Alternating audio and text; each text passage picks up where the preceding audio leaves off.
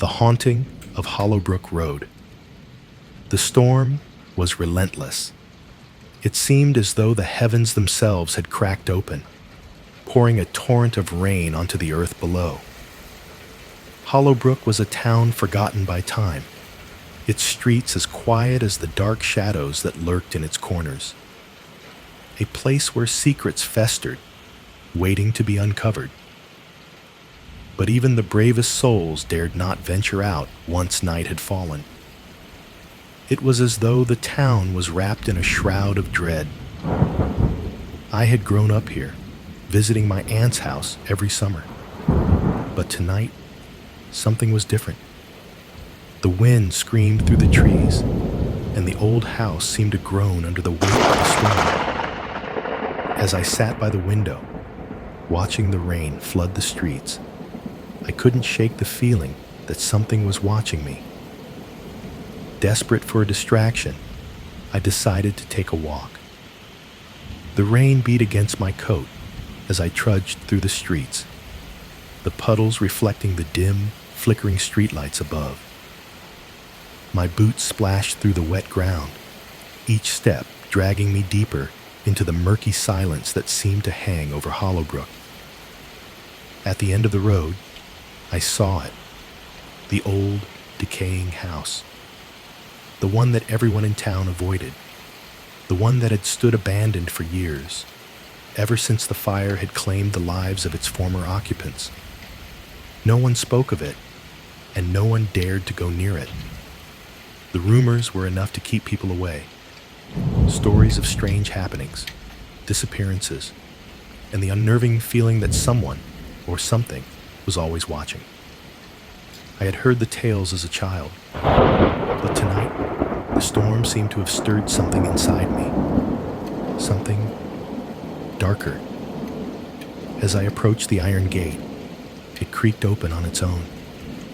The air grew colder, and the trees surrounding the house began to sway violently, as if they were alive. I couldn't resist. I pushed the gate open and walked up the overgrown path. Each step seemed to echo louder in the oppressive silence until I reached the porch. The house loomed before me, its dark windows staring at me like hollow eyes. The door was slightly ajar. A faint light flickered from within. It was not the light of a lamp or candle, but a soft, unnatural glow. I stood frozen for a moment, contemplating whether to turn back. But something in the air told me that I wouldn't have the chance to leave if I didn't go in now. I stepped inside. The floorboards creaked beneath my feet as I entered, the smell of mold and decay choking the air. The walls were covered in peeling wallpaper, the patterns faded and torn. But it was the silence that unsettled me the most. It was a heavy, suffocating silence that pressed in on me, filling my ears until they rang with the absence of sound. As I ventured deeper into the house, the air grew colder. I reached out to touch the banister, but my fingers recoiled as if something icy had brushed against them. The candlelight flickered and dimmed as I ascended the stairs, the wind howling louder outside. And then I heard it, a voice. It was faint, barely audible over the wind, but it was unmistakable. "Come inside. It's time." I froze, my heart pounding in my chest. The voice sounded like it came from the very walls of the house. I turned around, but the door was no longer there. It had vanished, leaving me trapped in a pitch-black void. Suddenly, the air turned suffocatingly still. The house had gone silent. No wind, no creaking of the floorboards, no whispers. Just an oppressive silence that wrapped around me like a vice. That's when I saw them. Figures, shadows. They moved in the corners of my vision, always out of reach, always just behind me. I turned quickly, but there was nothing there. Only the faint flicker of candlelight. And then, footsteps. Slow, deliberate steps behind me. I spun around, but there was no one there. The footsteps stopped, replaced by the sound of soft breathing. I couldn't breathe. My chest constricted as the temperature dropped. I needed to leave, but as I reached for the door, it slammed shut with a deafening bang. I was trapped. "Now you'll stay with us.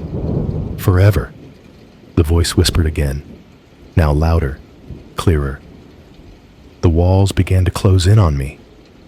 The shadows grew longer, more defined, and then everything went black.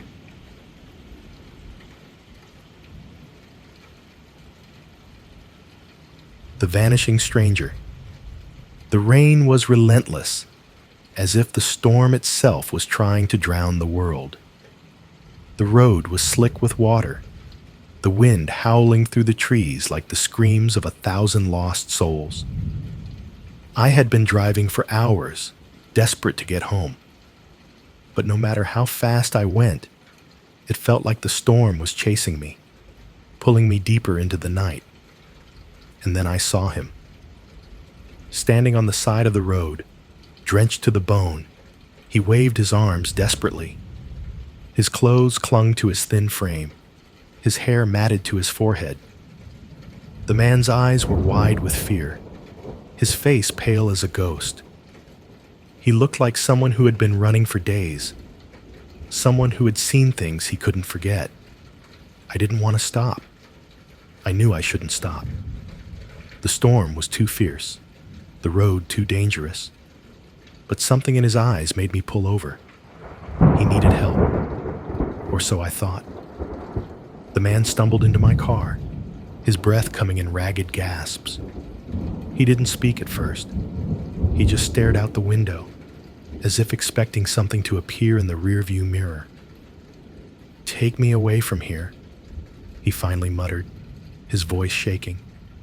"They're coming for me." I didn't know what he was talking about, who was coming for him. But as the words left his mouth, I felt it, a chill. Something in the air had shifted. The storm outside seemed to grow louder, more violent. I pressed the accelerator, trying to outrun whatever it was he was afraid of. But no matter how fast I drove, he kept glancing nervously over his shoulder. "They're here," he whispered. "I can feel them." The road ahead seemed endless, the trees crowding in on either side like dark sentinels. Every now and then, I would glance at the rearview mirror, expecting to see something, or someone, following us. But the road behind was always empty. The man's breathing quickened, and I could hear his hands gripping the seat tightly. "Stop," he suddenly said. "Let me out." I didn't understand. We were miles from anywhere, and the storm was only getting worse. I pulled over to the side of the road, confused. Before I could speak, he was gone. Just like that. He had vanished into the storm, as if the rain had swallowed him whole. I searched the road for any sign of him, but he was nowhere to be found. I sat in the car, the engine running, my hands shaking. The storm outside was deafening now, the wind howling through the trees. And then I saw him again. His pale face appeared in the rearview mirror, staring at me. His eyes were wide with terror, his mouth moving, but no sound came out. His lips formed the words, "They're here." Suddenly the mirror shattered. The last thing I heard was a loud crash, followed by the sound of footsteps approaching the car. The whispering pines. I had always found solace in my grandfather's cabin deep in the woods.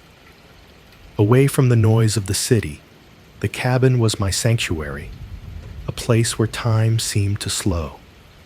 But tonight, the storm outside seemed to change everything. The rain beat down hard against the windows, and the wind screamed through the trees, making the house groan under its force. But it wasn't just the storm that unsettled me. It was the silence. In the woods, there was always sound.